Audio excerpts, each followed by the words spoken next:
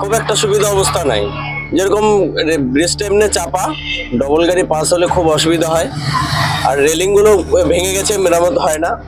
রাস্তাগুলো এমনি খারাপ হয়ে আছে, আর রিপেয়ারিং হয় টুকটাক, ওই 2-4 দিন পর 10 দিন পর আবার উঠে যাচ্ছে। ব্রিজের অবস্থা তো ভালো না, 2-5টা ভাঙা, মাঝে সাঝে লোকজন পড়ে যায়, যখন পড়ে যায় তো 2-5টা আবার রেলিং লাগাই দেয়। আমাদের তো যাওয়া আসার এই একটাই রাস্তা, আমাদের বাচ্চা কাচ্চা স্কুল যায়, মেয়েরা প্রাইভেট যায় আসে। আমাদের জেলার ঐতিহ্য ও গর্ব কুলিক ফরেস্ট, ঠিক তার বিপরীত কুলিক সেতু। এ যেন সেতু নয়, সাক্ষাৎ মরণ ফাঁদ। দক্ষিণবঙ্গের সাথে উত্তরবঙ্গ বলা ভালো, সমগ্র উত্তর পূর্ব ভারতের যোগাযোগ রক্ষাকারী গুরুত্বপূর্ণ উত্তর দিনাজপুর জেলার রায়গঞ্জের দীর্ঘদিনের এই কুলিক সেতু দাঁড়িয়ে আছে এক মারাত্মক বিপজ্জনক অবস্থায়। দীর্ঘদিন ধরেই বেহাল অবস্থায় রয়েছে সেতুটি, ধরেছে ফাটল, ভাঙছে গার্ড রেলিং এবং ব্রিজের ওপর চলাচল স্থান রয়েছে খুব দুরবস্থা। জায়গায় জায়গায় উঠে গিয়েছে পাকা রাস্তার আস্তরণ, যা গর্তে পরিণত হয়েছে। যে কোনো সময় ঘটতে পারে বিপত্তি। টালি পট্টি মেরে মেরামতের চেষ্টা হলেও স্থায়ী কোনো সমস্যার সমাধান হচ্ছে না কিছুতেই।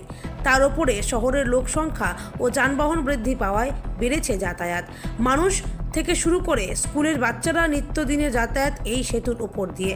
পাশাপাশি অনেক যানবাহন চলাচল করেন, যদিও 4 লেন হওয়াতে কিছুটা যানবাহন চলাচল কম, কিন্তু সেতুর অবস্থা এমন অবস্থায় চললে ঘটতে পারে যে কোনো দিন বড় কোনো বিপদের আশঙ্কা, যেতে পারে সাধারণ মানুষের প্রাণ।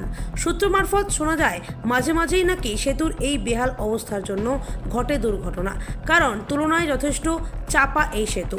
এক ব্যক্তি অভিযোগ করেন যে পাশাপাশি দুটি গাড়ি চলতে গেলে সাধারণ পথচারীরা জায়গা পান না।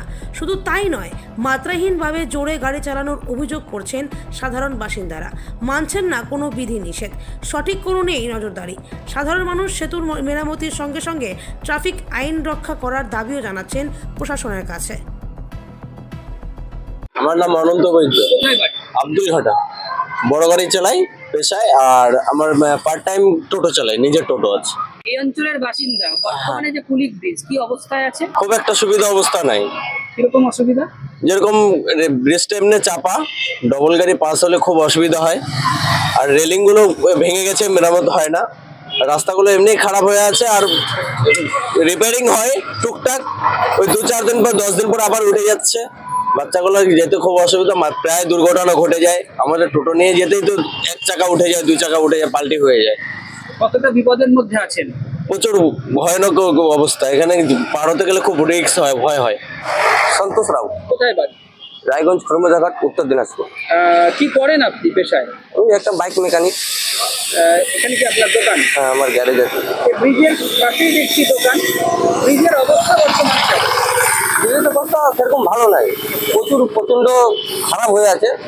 2 সাইডে পুরো ভেঙে গেছে, রাস্তায় প্রচুর বড় বড় গর্ত, প্রতিদিন অ্যাক্সিডেন্ট দুর্ঘটনা হয়। আমরাই যাই, যারা গাড়ি নিয়ে পড়ে যায় উঠাই, একটু তারপরে ট্রিটমেন্টে নিয়ে যাই। মেডিকেল যেখানে যেটা পাশে মেডিকেল থাকে ওখানে নিয়ে যাই। আর রিপেয়ারিং বলতে কি, ওই কোনো রকম করে রিপেয়ারিং করে, আজ পরে কাল আবার রিপেয়ারিং শেষ, এভাবে ব্রিজের অবস্থা। তার মধ্যে বাসগুলা যে হারে এখানে চালায়, গাড়ি ঘোড়া প্রচুর স্পিডে চলে, এখানে কোনো কন্ট্রোল নাই। ব্রিজের উপরে ওভারটেক করে। আমি এটাই বলবো, একটু প্রশাসনকে ভালো করে একটু দেখতে, গাড়ি ঘোড়া যেন নিয়ন্ত্রণে চলে। এই ব্রিজের উপরে যে হারে বাসগুলা ওভারটেক করে, বাইকগুলো ওভারটেক করে, অনেক দুর্ঘটনা হয়। একবার তো ব্রিজ থেকে একটা বড় টলি যাচ্ছিল গাড়ি, ওই গাড়ি থেকে ব্রিজ থেকে গাড়ির উপরে নিচে পড়ে গেছে জলের ভিতরে। তারপরে যাই হোক ক্রেন দিয়ে রাত্রেবেলা উঠানো হয়েছে ওটা।